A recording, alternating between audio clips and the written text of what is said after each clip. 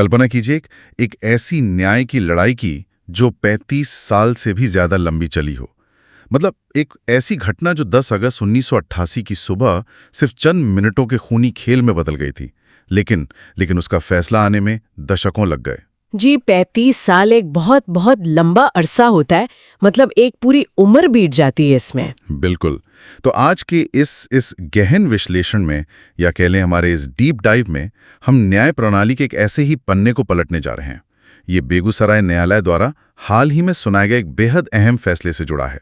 और ये कोई आम मामला नहीं है। एकदम सही कहा। ये दशकों पुराना मॉब लिंचिंग और हत्या का मामला है।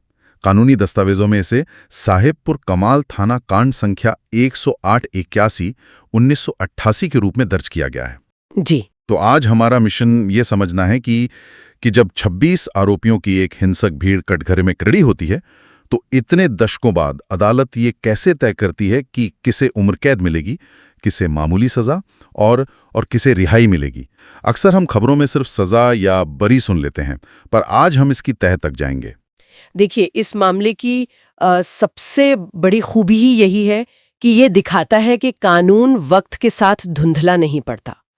35 साल में गवाहों की याददाश्त कमजोर हो सकती है, सबूतों की फाइलें पुरानी पड़ सकती हैं, लेकिन न्याय की प्रक्रिया को तो अपना काम करना ही होता है ना। बिल्कुल करना होता है। जब एक ही मामले में अदालत अलग अलग सजा सुनाती है, तो इसका सीधा मतलब ये है कि वहां सिर्फ एक भीड़ को एक इकाई नहीं माना गया, बल्कि उस भीड़ में शामिल हर एक व्यक्ति की भूमिका को एक बहुत ही बारीक कानूनी छलनी से छाना गया है।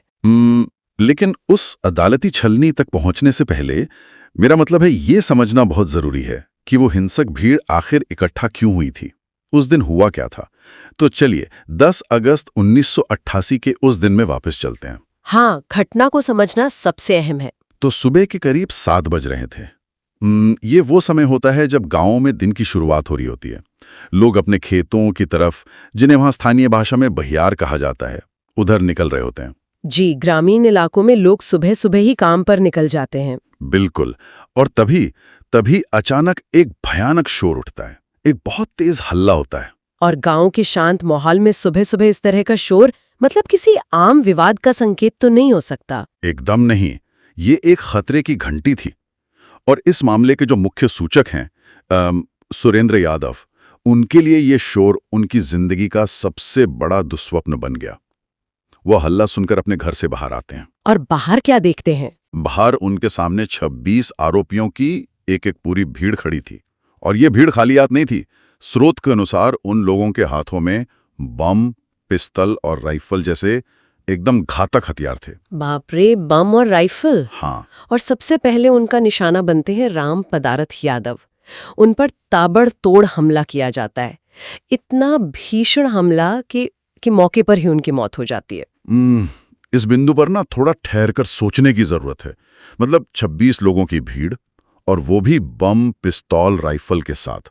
ये किसी क्षणिक गुस्से या अचानक हुई हाथापाई का नतीजा तो बिल्कुल नहीं हो सकता। आप प्री प्लानिंग की बात कर रही हैं? बिल्कुल। जब इतनी बड़ी संख्या में लोग इतने भारी हथियारों के साथ आते हैं, तो ये एक सोची समझी और पूरी तैयारी के साथ की गई घेराबंदी होती है। सही बात है।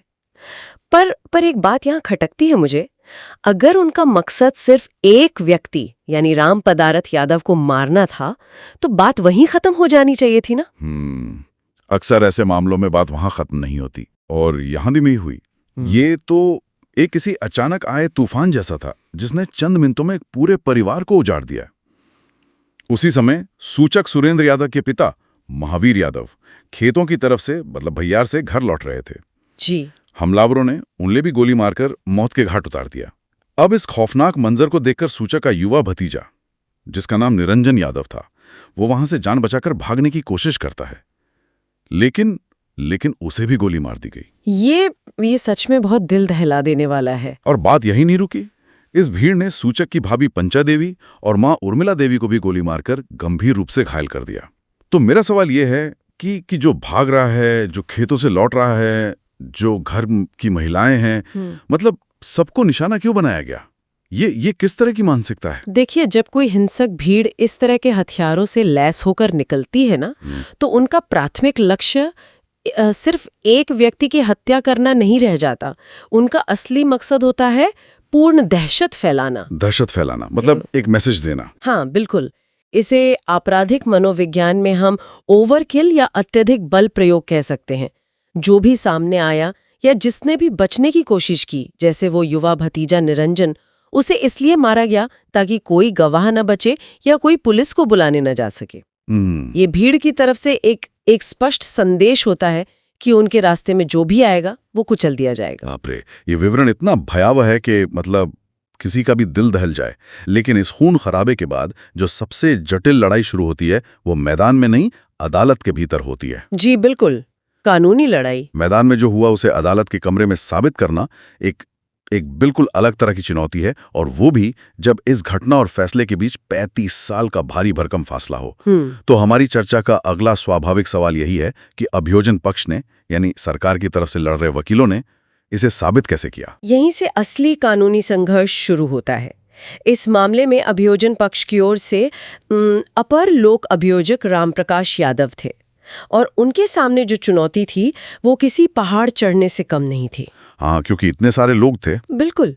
जरा सोचिए, जब 26 लोगों की भीड़ अचानक हमला करती है, गोलियां चल रही होती हैं, बॉम्ब फूट रहे होते हैं, तो वहां मौजूद लोगों का दिमाग गहरे आघात यानी ट्रॉमा में चला जाता है। ब्लैंक हो जाता होगा इंसान एकदम। ऐसे में ये याद रखना कि किसने कौन सा हथियार पकड़ा था, किसने गोली चलाई और कौन सिर्फ पीछे खड़ा था, ये मानवीय रूप से बेहद कठिन है।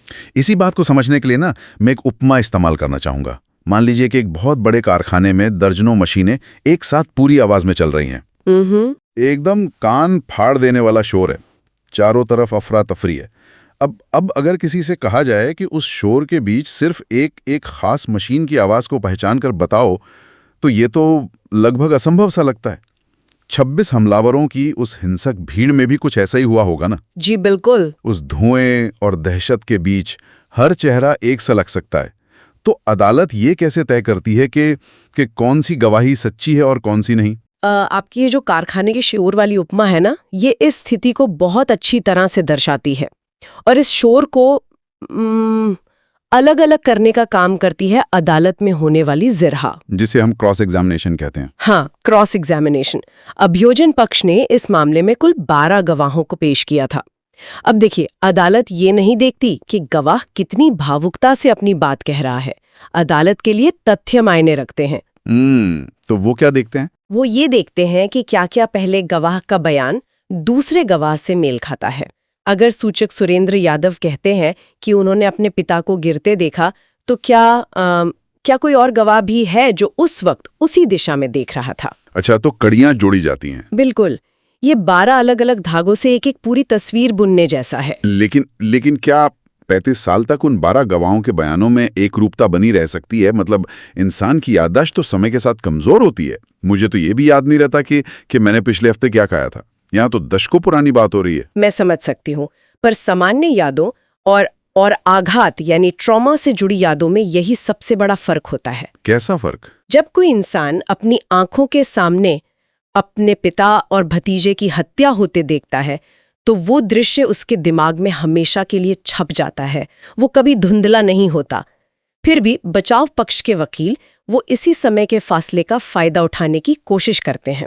वो गवाहों को उलझाने की कोशिश करते होंगे। जी, वे गवाहों से ऐसे सवाल पूछते हैं जिससे वे कंफ्यूज हो जाएं। लेकिन ऊपर लोक अभियोजक की सफलता इसी बात में है कि उन्होंने उन 12 गवाहों की गवाही को इतने ठोस तरीके से अदालत के सामने रखा कि उस कारखाने के शोर में से असली मुजरिमों की आवाज स्पष्ट रूप से पहचानी जा सके। कमाल है। और इस लंबी जिरा और सबूतों की जांच के बाद आखिरकार बेगूसराय के जिला एवं सत्र न्यायाधीश तृतीय ब्रिजेश कुमार सिंह के सामने फैसला सुनाने का समय आया। अब हम उस बिंदु पर पहुंच गए हैं जो इस पूरे मामले का सबसे पेचीदा हिस्सा है। एक अदालत, एक ही घटना, लेकिन नतीजे 3 बिल्कुल अलग अलग। और यही वो चरण आता है जहां कानून की वो छलनी जिसकी हमने शुरुआत में बात की थी, वो अपना सबसे अहम काम करती है। अदालत ने पूरी भीड़ को एक ही तराजू में नहीं तौला। तो इस फैसले को समझने के लिए हमें उन 3 अलग अलग नतीजों को एक-एक करके देखना होगा। जी। स्रोत के अनुसार जज साहब ने पहला नतीजा ये दिया कि 5 आरोपितों को लाल बाबू यादव, विनय यादव, गणेश यादव, जनार्दन यादव और कलमी यादव, इन 5 को हत्या और प्राणघातक हमले का दोषी माना गया। जी। उन्हें आजीवन कारावास और 5-5 हजार रुपये अर्थदंड की सजा सुनाई गई। इसके लिए भारतीय दंड विधान की धारा 302 और 34 का इस्तेमाल किया गया। अब धारा 302 तो हत्या के लिए होती है, ये काफी स्पष्ट है, लेकिन ये धारा 34 क्या है जिसने इन 5 को उम्र कैद तक पहुंचा दिया? देखिए, कानूनी प्रक्रिया में ना ये धारा 34 बहुत ही शक्तिशाली मानी जाती है। इसका अर्थ होता है समान आशय या कॉमन इंटेंशन। इसका सीधा सा मतलब ये है कि जब कई लोग मिलकर किसी एक आपराधिक योजना को अंजाम देते हैं और उन सब का इरादा एक ही होता है, तो कानून की नज़र में हर एक व्यक्ति उस अपराध के लिए उतना ही जिम्मेदार है। रुकिए, इसे थोड़ा और स्पष्ट करते हैं। मान लीजिए उन 5 लोगों में से सिर्फ किसी एक ने राम पदार्थ यादव पर गोली चलाई हो, बाकी 4 लोग सिर्फ उसके साथ खड़े हों हथियार लेकर, तो क्या कानून उन 4 को भी हत्यारा ही मानेगा, भले ही उन्होंने ट्रिगर न दबाया हो? बिल्कुल, यही समान आशय का मूल सिद्धांत है। अदालत ने गवाहों और सबूतों के आधार पर यह पाया कि इन 5 लोगों का वहां मौजूद होने का एकमात्र उद्देश्य हत्या करना था। अच्छा। वे उस पूरी खौफनाक योजना का मुख्य हिस्सा थे। उन्होंने एक दूसरे का साथ दिया, एक दूसरे का बचाव किया। इसलिए कानून यह भेद नहीं करता कि गोली किसकी बंदूक से निकली। कानून ये देखता है कि इरादा किसका था। समझ गया। और चूंकि इरादा सबका समान था, इसलिए सजा भी सबको एक समान यानी उम्र कैद मिली। ये बात तो समझ में आती है, लेकिन अब जो दूसरा नतीजा है ना, वो मुझे थोड़ा परेशान कर रहा है। वो क्या? 5 अन्य आरोपितों को गरीबदास, अंगद यादव, जोगी यादव, रामचंद्र यादव और रफ्फू यादव, इन्हें सिर्फ उपद्रव करने यानी धारा 147 के तहत दोषी पाया गया। उन्हें सिर्फ 1.5 साल का कारावास और 2000 रुपए का जुर्माना मिला। अब यहां एक बड़ी उलझन है। वे लोग उसी 26 लोगों की भीड़ का हिस्सा थे। उसी भीड़ ने 3 हत्याएं की, महिलाओं को घायल किया। फिर इन 5 लोगों को सिर्फ 1.5 साल की सजा क्यों? क्या ये उन पीड़ितों के साथ नाइंसाफी नहीं है जिन्होंने अपने परिवार वालों को खोया? ये उलझन बहुत स्वाभाविक है और बाहर से देखने पर ये सच में अन्याय ही लगता है। लेकिन यहीं पर न्याय प्रणाली की वो बारीक छलनी काम आती है। कैसे? देखिए, अदालत भावनाओं पर नहीं चलती, वो ठोस साक्ष्यों पर यानी सबूतों पर निर्भर करती है। अभियोजन पक्ष ये को साबित कर पाया कि ये 5 लोग उस भीड़ में मौजूद थे और उपद्रव मचा रहे थे, लेकिन वे ये साबित नहीं कर पाए कि इन 5 का समान आशय हत्या करने का था। मतलब उनका वहां होना साबित हो गया, लेकिन उनका हत्यारा होना साबित नहीं हो पाया। एकदम सटीक।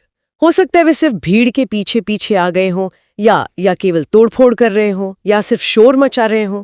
अदालत उन्हें हत्या की सजा तब तक नहीं दे सकती जब तक कि ये संदेश से परे साबित ना हो जाए कि वे जान लेने के इरादे से ही वहां आए थे। क्योंकि वो इरादा साबित नहीं हुआ, इसलिए उन्हें सिर्फ हिंसक भीड़ का हिस्सा बनकर उपद्रव करने की सजा मिली, जो कि भारतीय दंड विधान के तहत बहुत कम होती है। न्याय की नज़र में सिर्फ घटनास्थल पर मौजूद होना किसी को हत्यारा साबित करने के लिए काफी नहीं है।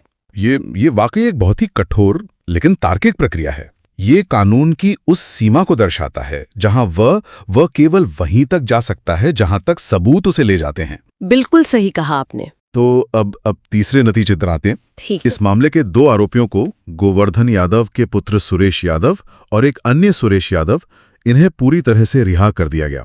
और इसके लिए जिस आधार का जिक्र है वो है संदेह का लाभ यानी बेनिफिट ऑफ डाउट। ये सिद्धांत क्या है और ये अपराधियों को कैसे बचा लेता है? इस अपराधियों को बचाने का तरीका कहना पूरी तरह से सही नहीं होगा।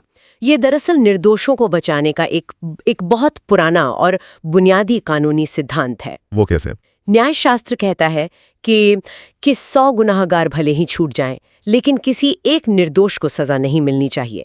जब अदालत के सामने सबूत पेश किए जाते हैं तो अभियोजन पक्ष को अपना मामला उचित संदेह से परे यानी बियॉन्ड रीजनेबल डाउट साबित करना होता है। मतलब कोई शक की गुंजाइश नहीं होनी चाहिए। बिल्कुल, जज के मन में अपराध को लेकर रत्ती भर भी शंका नहीं होनी चाहिए। तो क्या इन 2 आरोपितों के मामले में अभियोजन पक्ष के गवाह चूक गए? ऐसा प्रतीत होता है। अगर 12 गवाहों में से कुछ लोग स्पष्ट रूप से ये नहीं कह पाए कि उन्होंने इन दोनों को वहां देखा था, या अगर उनकी पहचान को लेकर कोई भ्रम पैदा हो गया, तो जज के मन में एक संदेह पैदा हो जाता है। जज खुद से सवाल करता है कि क्या वाकई ये व्यक्ति वहां था? अगर इस सवाल का जवाब 100% हाँ नहीं है, तो कानून उस संदेह का लाभ हमेशा हमेशा आरोपित को देता है।